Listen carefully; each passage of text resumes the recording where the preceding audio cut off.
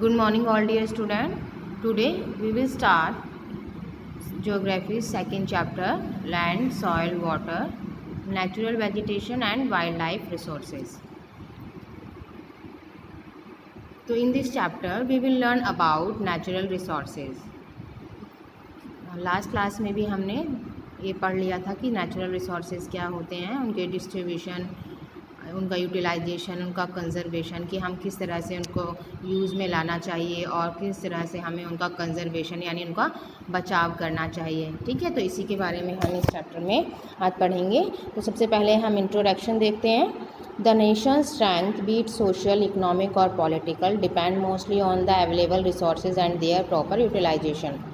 हमारे जो राष्ट्र की जो स्ट्रेंथ है, जो शक्ति है, वो किस पर डिपेंड करती है, चाहे वो सोशल हो, इकोनॉमिक हो या पॉलिटिकल डिपेंड हो, वो किस पर डिपेंड करती है, हमारे जो रिसोर्सेज हैं उन पर, और उनका जो प्रॉपर यूटिलाइजेशन है, उनका यूटिलाइजेशन कि हम उनका किस तरह से यूज़ कर रहे हैं, यानी हमारे जितने भी नेचुरल रिसोर्सेज हैं उसका सबको फ़ायदा हो, यानी सब उसकी पहुंच के अंदर हों। बट व्हाट इज़ रिसोर्सेज, लेकिन अब रिसोर्सेज हैं क्या? In simpler term, resources is the matter और substance which satisfy human wants at given time and space.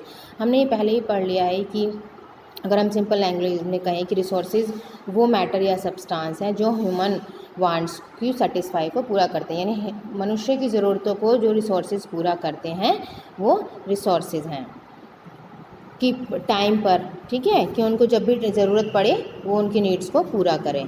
Before any element can be designated as a resource, 3 basic precondition must be satisfy. कोई भी element को अगर हम resources की category में रखते हैं तो उसके लिए सबसे पहले 3 कंडीशन हैं जो उस कंडीशन को पूरा करें। They are the knowledge, technical skill and demand for the material और सर्विसेज प्रोड्यूस्ड। कि सबसे पहले है कि नॉलेज हो, कि टेक्निकल स्किल हो और डिमांड हो उस मटेरियल के लिए या फिर सर्विस वो प्रोड्यूस करें।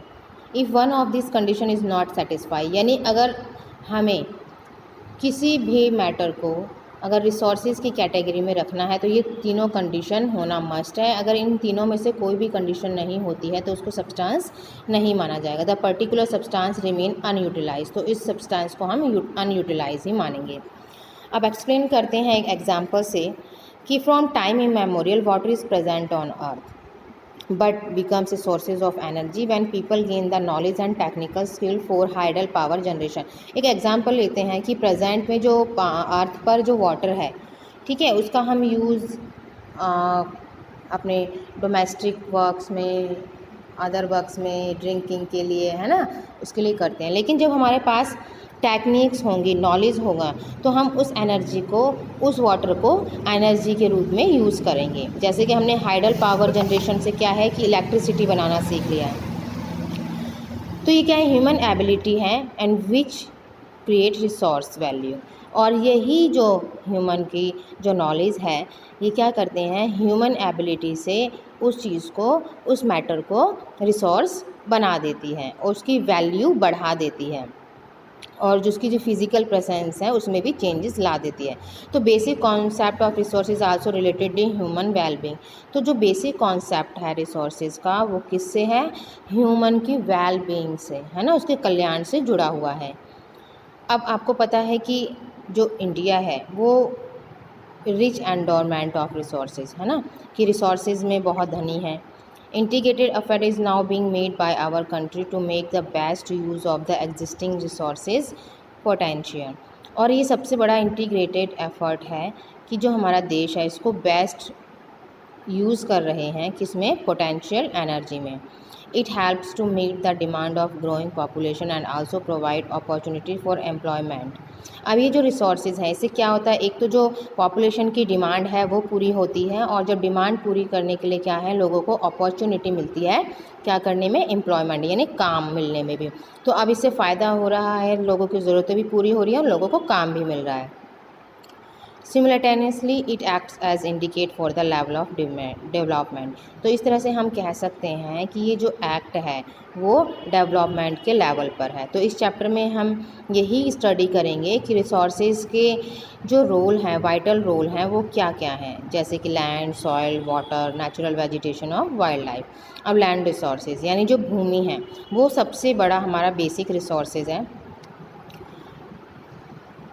Through out history, we have drawn most of our sustenance and much of our fuel, clothing, shelter from the land। हमने हिस्ट्री में भी पढ़ा है कि जो हमारे बहुत सारे जो रिसोर्सेज हैं जैसे फ्यूल, क्लोथिंग, शेल्टर, वो कहाँ से हमें मिलते हैं? लैंड से ही, लैंड पर ही होते हैं सारे। और ये हमारे किस काम आते हैं? सोर्सेज ऑफ फूड, रहने के लिए और जगह है ना, वर्क एंड प्ले। तो हम लैंड पर क्या क्या करते हैं? देखिए, जो भी हमारे फ्यूल्स हैं वो भी लैंड के अंदर से ही निकलते हैं। क्लोथिंग है, ठीक है, या शेल्टर है, रहने की जगह, वो भी लैंड पर ही होती हैं। तो ये सारे जितने भी डिफरेंट रोल्स हैं ये हमारे लैंड रिसोर्सेज से ही पॉसिबल हैं। तो it is a productive economic factor in agriculture. और सबसे बड़ा जो मेन लैंड का यूज़ है एग्रीकल्चर। एग्रीकल्चर मीन्स कि जो कृषि होती है ना, जो हम फार्मिंग करते हैं, खेती करते हैं, जिसे हम अन्न मिलता है, तो वो भी किससे है? इकोनॉमिक फैक्टर है हमारी लैंड का। और जैसे forestry, grazing, fishing and mining, ये सब हमारे लैंड रिसोर्सेज पे होते हैं। तो it is considered as a foundation for social prestige and it is the basis of wealth and political power. तो हम देखते हैं कि सोशल प्रेस्टीज यानी सामाजिक सम्मान का जो कारण है वो हमारी लैंड ही है। और हमारी ये जो वेल्थ है उसका भी बेसिस यही है, पॉलिटिकल पावर का भी बेसिस यही है। क्या? Land. It has many physical form like mountain. और हमारे इस लैंड पर ही बहुत से फिज़िकल जो हमारे फॉर्म है, जैसे माउंटेन है ना, हिल्स हैं, जैसे पर्वत हो गई, पहाड़ियाँ हो गई, मैदान हो गए, लोलैंड्स, वैली या घाटीज़ हो गई। तो it is characterised by climate from hot to cold and from humid to dry. तो hot to cold and from humid to dry, ये सारे जितने भी कैरेक्टराइज्ड होते हैं हमारे क्लाइमेट में, ये लैंड पर ही होते हैं। तो land support many kind of vegetation. तो हम कह सकते हैं जो लैंड है वो बहुत से हमारे वनस्पति को सपोर्ट करती है। Wider sense land include soil and topography. Land में क्या क्या इंक्लूड है? जैसे मिट्टी है, टाइपोग्राफी जहाँ पर पेड़ पौधे उगते हैं, along with the physical feature of given location. तो जितनी भी लोकेशन हमारी अर्थ पर पाई जाती हैं वो कहाँ पर पॉसिबल होती है? अर्थ पर। It is in the context that land is identify closely with natural environment. तो इस कॉन्टेक्स्ट में हम देख सकते हैं कि जो लैंड है वो नेचुरल एनवायरनमेंट के बहुत क्लोज हैं। However, it is also regarded as space, situation, factor of production in economy, process, consumption of goods, property and capitals। तो ये सारी चीज़ें जो भी हैं, स्पेस हो गई, सिचुएशन, जो हमारी उत्पादन क्षमता है, हमारा जो इकोनॉमिक प्रोग्रेस है, जो हमारी कंजप्शन ऑफ गुड्स हैं, प्रॉपर्टी है, कैपिटल हैं, ये सारे हमारे लैंड पर ही पॉसिबल होती हैं। तो नेक्स्ट क्लास में हम अवेलेबिलिटी ऑफ एरेबल लैंड पढ़ेंगे।